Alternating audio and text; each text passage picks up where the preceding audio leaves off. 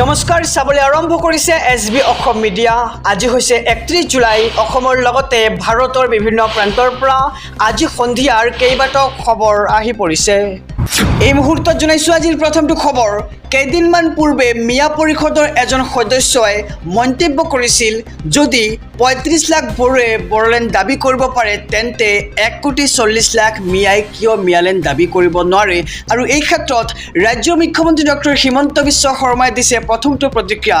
এই মুহূৰ্তৰ খবৰ এছবি অসম মিডিয়াৰ সমুদৰ্শকৰ বাবে মিয়ালেণ্ড হোৱাত আপত্তি নাই।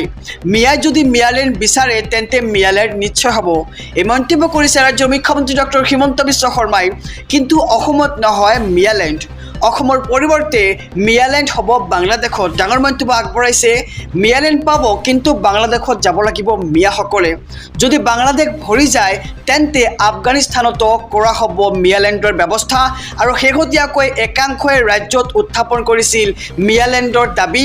আৰু মিয়ালেণ্ডক লৈ কেবিনেট বৈঠকৰ অন্তত মুখ্যমন্ত্ৰী ডক্টৰ হিমন্ত বিশ্ব শৰ্মাৰ প্ৰথমটো ডাঙৰ প্ৰতিক্ৰিয়া দেখিবলৈ পোৱা গৈছে।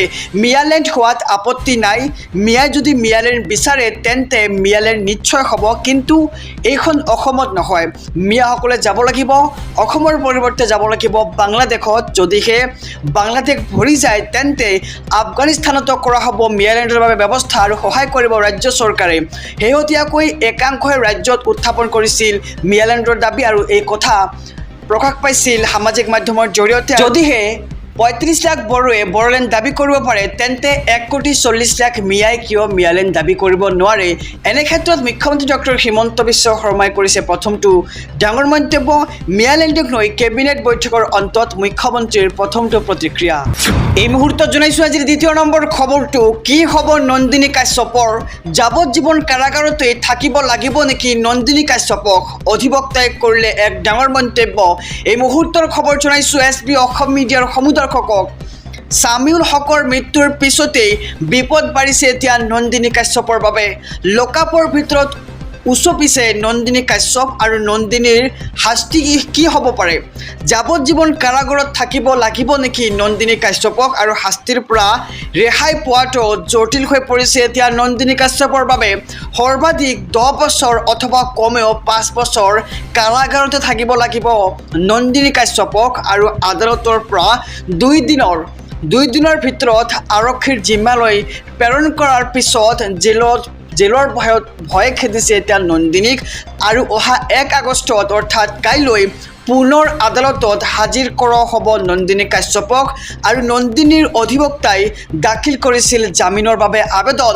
আৰু চৰকাৰী অধিবক্তা প্ৰদীপ কৌৰৰ শক্তিশালী যুক্তিত নাকচ হ'ল জামিনৰ আবেদন। আৰু 3টাকৈ ধাৰাত গোচৰ চলিব নন্দিনীৰ বিৰুদ্ধে 630/25 নম্বৰৰ অধীনত আৰু 115/125, 281, 105 ধাৰা গোচৰ ৰুজু নন্দিনীৰ বিৰুদ্ধে। আৰু ভাৰতীয় ন্যায় সংহিতাৰ 105 ধাৰাৰ বাবেই অধিক বিপদ নামিছে এতিয়া নন্দিনীৰ বাবে। আৰু নন্দিনীৰ শাস্তিক লৈ অধিবক্তাই কৰিছে ডাঙৰ মন্তব্য। এই মুহূৰ্তত জনাইছোঁ আজিৰ তৃতীয় নম্বৰ খবৰটো। মাজত মাত্ৰ 2টা দিন মহানগৰীৰ বিভিন্ন প্ৰান্তত চলিব সৰ্ববৃহৎ উচ্ছেদ অভিযান। 2 দিনৰ ভিতৰত মহানগৰীত চলিব সৰ্ববৃহৎ উচ্ছেদ অভিযান। আৰু গাৰো বস্তি, নেপালী বস্তিকে ধৰি কেইবাটাও প্ৰান্তত ঘৰে ঘৰে জাননী জাৰি। আৰু কান্দোনত ভাগি পৰিছে এতিয়া শ মুছলমান লোক। বন বিভাগে ঘৰে ঘৰে জাননী জাৰি কৰিছে। আৰু মহানগৰীৰ কালাপানীৰ শ মুছলমান পৰিয়ালত লাগিছে এতিয়া হাহাকাৰ।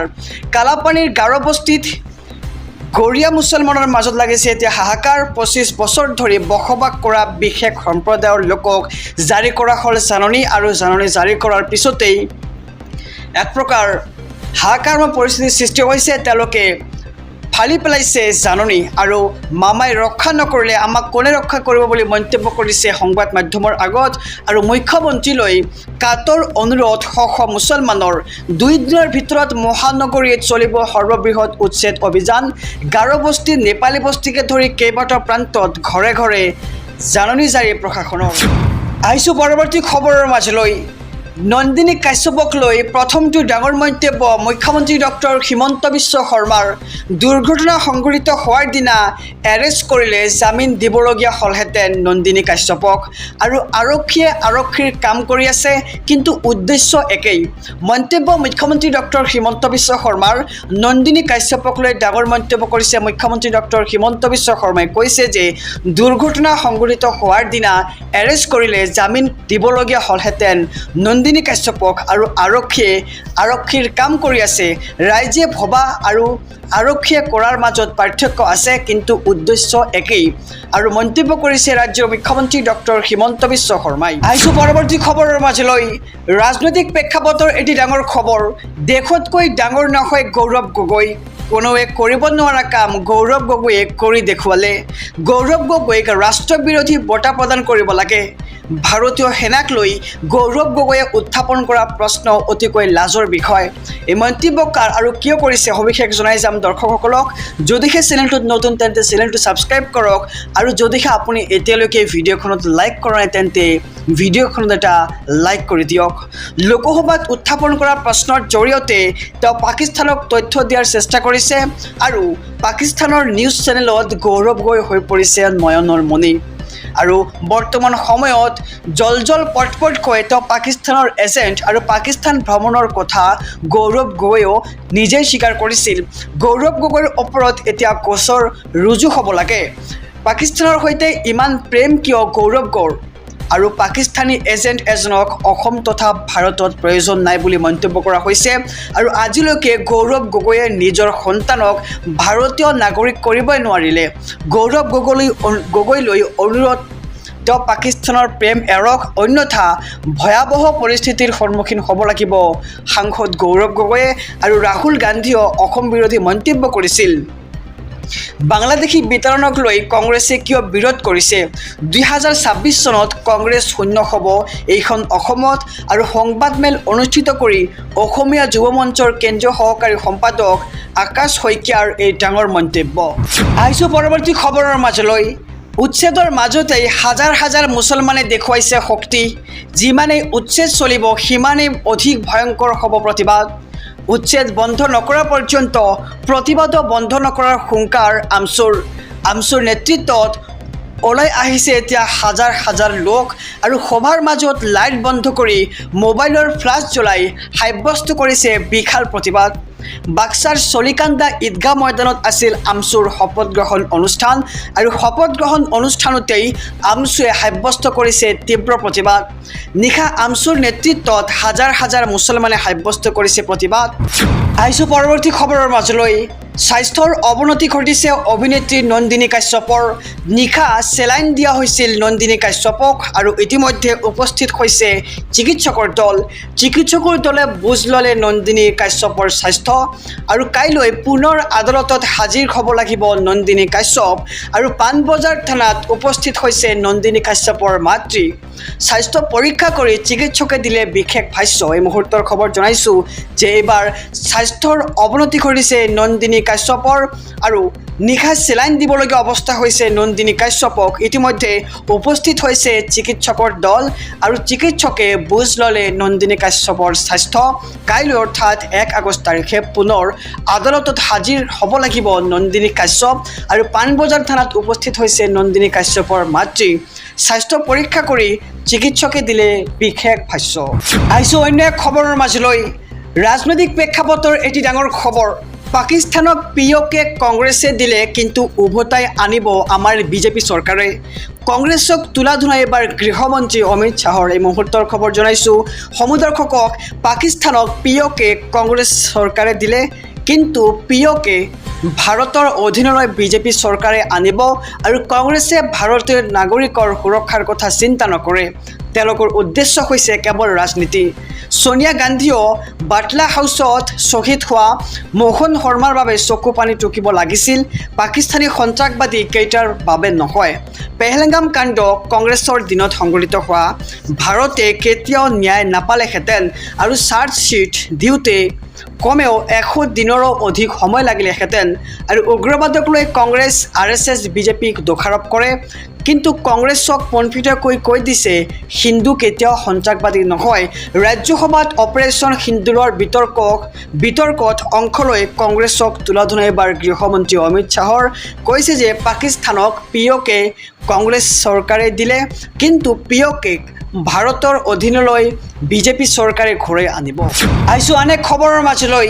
মিয়ালেণ্ডক লৈ মুখ্যমন্ত্ৰী ডক্টৰ হিমন্ত বিশ্ব শৰ্মাৰ প্ৰতিক্ৰিয়াৰ পিছতে এইবাৰ নেমচুৱে কৰিছে ডাঙৰ মন্তব্য। আমাক মিয়ালেণ্ড নালাগে, আমাক লাগে অধিকাৰ।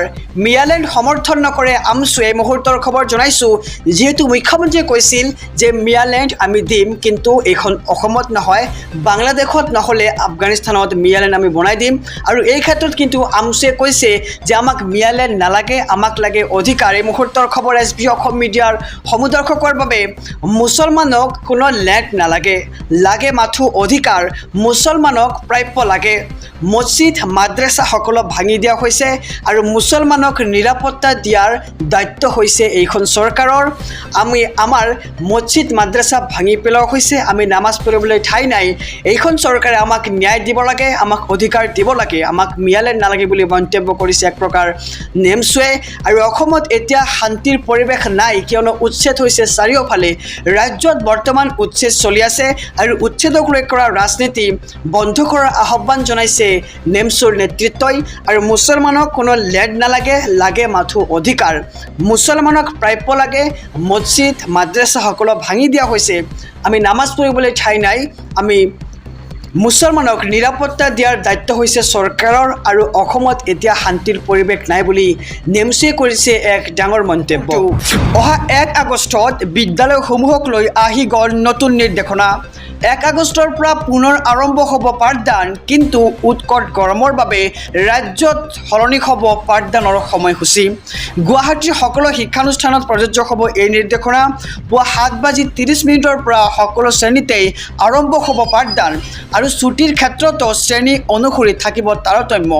নিম্ন প্ৰাথমিক বিদ্যালয়ৰ ছুটিৰ সময় হৈছে পুৱা 11:30 আৰু উচ্চ মাধ্যমিক প্ৰাথমিকৰ ছুটিৰ সময় হৈছে 12 বজা। আৰু মাধ্যমিক পৰ্যায়ৰ শিক্ষানুষ্ঠানত পাঠদান চলিব দুপৰীয়া 1 বজালৈকে। আৰু কামৰূপ মেট্ৰৰ ISDO দীপিকা চৌধুৰীৰ নিৰ্দেশনা জাৰি এই মুহূৰ্তত। খবৰ জনাইছোঁ যে অহা 1 আগষ্টৰ পৰা গুৱাহাটীৰ সকলো শিক্ষানুষ্ঠানতেই কিছু সালসলনি কৰা হৈছে বিদ্যালয়ৰ নিয়ম, আৰু ছুটিৰ ক্ষেত্ৰতো আৰু বিদ্যালয় আৰম্ভ হোৱাৰ ক্ষেত্ৰতো কিছু নিয়ম সালসলনি কৰা হৈছে।